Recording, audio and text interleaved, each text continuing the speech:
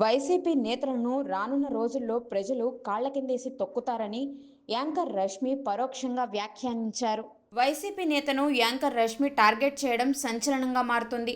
వారు చేసిన దానికి భవిష్యత్తులోనూ వారికి ఇదే గతి పడుతుందంటూ తాజాగా యాంకర్ రష్మి గౌతమ్ చేసిన ట్వీట్ వైరల్ అవుతుంది. ఏపీలో పెట్రోల్ డీజిల్ కొరత వేళ వైసీపీ నేతలు రాష్ట్ర వ్యాప్తంగా నిరసనలకు దిగారు.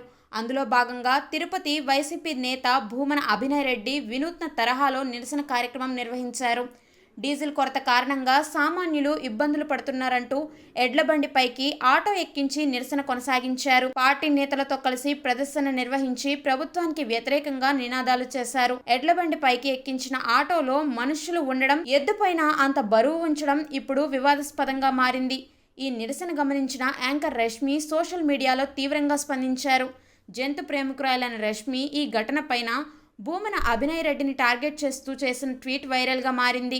రష్మి చేసిన ట్వీట్లో ఆ ఎద్దుల బండిపైకి ఎక్కిన వారికి అదే గతి పడుతుందని తీవ్ర స్థాయిలో స్పందించారు. ఆ ఎద్దు ఆ సమయంలో పడిన వేదన వారికి 1000 రెట్లు జరగాలని రష్మి వ్యాఖ్యానించారు. Petha India animal welfare board ఈ విషయాన్ని పరిశీలించి కఠినంగా వ్యవహరించాలని సూచించారు.